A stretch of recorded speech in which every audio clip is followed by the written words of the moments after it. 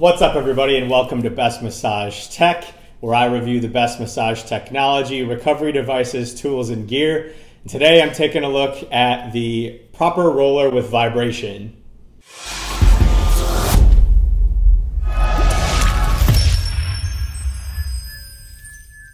So once again, this is not a sponsored video. However, Proper Living Company did send me this device to check out, as well as a few other devices that I'm going to be looking at over my next few videos.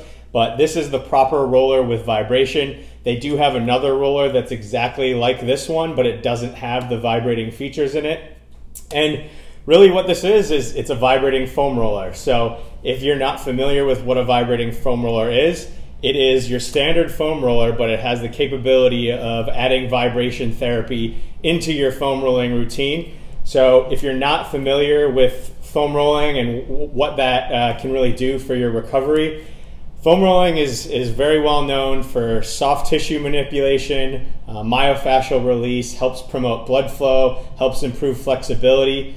Vibration therapy, and this is according to the Mayo Clinic, helps with reducing pain, improving strength, can help reduce bone loss, and helps aid in relaxation. And so all those benefits of both foam rolling and vibration combined are really designed to help combat soreness and promote overall recovery. So you're starting to see a lot more vibration therapy incorporated into other recovery devices that, maybe they're a little bit outdated and technology is starting to advance and add in some additional features. And foam rolling is really one of those areas where for the longest time it was just your traditional foam roller or a PVC pipe with some foam on it that was aiding in that myofascial release. And as athletes and weekend warriors are looking to improve and get better, the technology is advancing with that, and that vibration therapy is something that is starting to become more prevalent. This is the first vibrating foam roller that I've taken a look at my channel, so please bear with me if there's something that you may be seen mentioned in another foam roller video, a vibrating foam roller video that I haven't touched on. I'm still learning a lot about these devices and look forward to checking out many more after this proper roller here. So in terms of the proper roller itself, it is a firm styrofoam, so hopefully you can see it on here, but a lot of standard foam rollers are just kind of this compressed styrofoam. It is on the firmer side, so if you're someone that is familiar with foam rolling and you're used to something that has a little bit more give, this probably isn't the foam roller for you. This is the only firmness that Proper Living Company has available for this roller, so it is more so for those that are looking for that extra firmness when they are looking for their foam rolling routine. It does have a pretty unique groove, something that I've not seen in any other foam rollers that I've taken a look at recently. The groove is designed for a few reasons. They claim that it's ergonomics for the different curves of your body, especially if you're going to be rolling on your back. It's designed for your spine to be able to fit into this groove. But what I've noticed is it's really nice for rolling on other areas of your body as well, even if you're looking at your Achilles tendon in the lower part of your calf, or if you want to roll your arm. It really just is a nice little groove for a lot of your body parts to be able to fit in and just kind of feel a little bit more secure, like you're not going to move anywhere.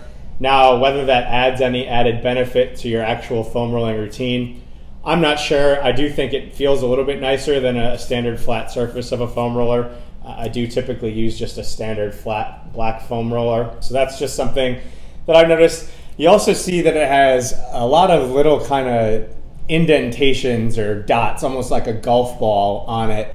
The company, Proper Living Company, advertises this as something that's designed to be like miniature suction cups to mimic cupping therapy. Personally, I feel like that's a bit of a stretch. Cupping therapy is designed on a really high suction where they actually put a cup on and suck some of the air out. If you're wearing any sort of clothing with this foam roller, you're not going to get any sort of suction. And even on bare skin, I think that's quite a stretch. Now, when I am rolling it on my arm here, you can see a little bit of an indentation from those, but whether they're truly doing a suction, I don't know. Maybe there's some more research beyond that I'm seeing, but I do think that is a bit of a stretch, but it is certainly a unique design that they have on it. Now with the firmness of this and with the harder foam, It is designed to withstand up to 500 pounds of static force. So if you're a heavier person, if you're planning to stand on this for some reason, no worries, you're not going to break it. The foam's not going to collapse or anything. Roller itself does take 4.5 hours to charge. So once it does die, you do need to fully charge it back up. There is some lights that light up on the one end of it, so you do know where that battery life is at. Once you do have it running, depending on what speed and what length of time you're using it for, the battery life of one charge cycle is going to last anywhere from 1 hour to 5 hours. And again, if you're using it on the lower end, it's likely going to last closer to the 5 hours. If you're using it on the higher end, you're probably going to be closer to that 1 hour lifespan of that one charge cycle. It is a 4-speed device, so with that, there's just, again, the button on the side. This is the power button to turn it on. I'll go ahead and turn it on here quick and then walk through the different speeds. But again, it's a 4-speed device, so you just press it once. Again, you see it light up there. I'm going to hold it down by my mic just so you can hear it. So this is on the first speed. They advertise this to be 1600 RPMs. Second speed is 2200 RPMs. Third speed is 3000 RPMs. And then the last speed is 3600 RPMs. Now, you can't really see any of that when I'm holding it, but you can feel the intensity difference. You can see it here. It does spin as it vibrates. I'm going to turn it off here. And with those speeds, I did test the noise volume. It is a little bit louder than some of the quieter massage guns, especially once you get it on the ground. You get a little reverb off the ground, especially if you're using it on a harder surface. But you're going to be around 75 to 80 decibels, which, again, it's not super loud. I think you're fine to be able to use this in a public setting, especially if someone sees what you're doing. And most of the time, you're probably not going to be rolling on something that's going to have a lot of reverb, especially if you're on a carpeted floor or maybe a cement or padded floor of a gym or a yoga mat. Would recommend using that, as it will dilute some of that sound, especially if you're in a situation like me where I have neighbors below me.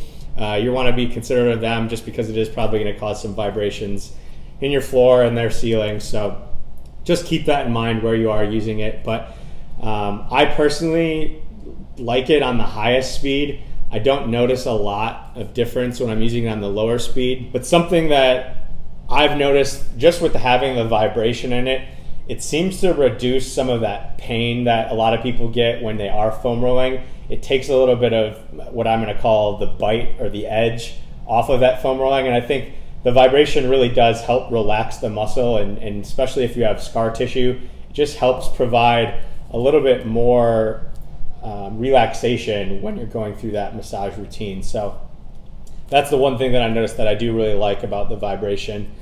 The device itself, it's 13 inches tall, 6 inches in diameter, so it's relatively compact. This would easily fit in a backpack if you wanted to carry it around, take it in a gym bag.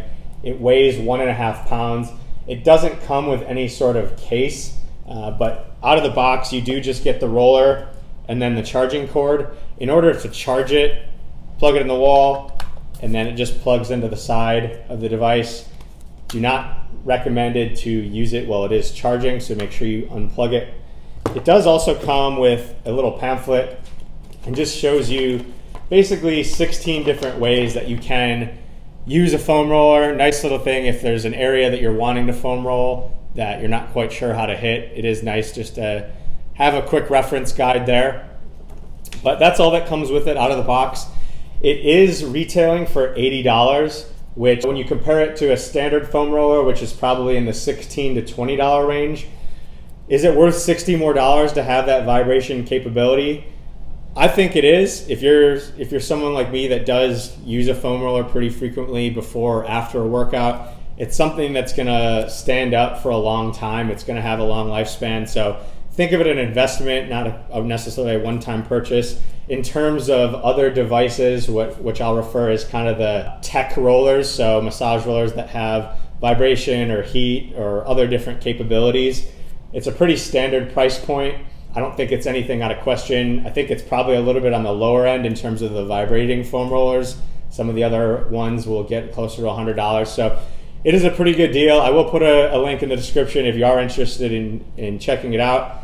I'm going to insert some footage here just of me using it and showing some different ways to use the actual foam roller. But again, it is just a standard foam roller in the sense of how you're going to roll with it. So not going to be anything revolutionary there in terms of what you're going to see. But we will just kind of end with some of those clips. And yeah, so that is the proper roller with vibration. That's a review.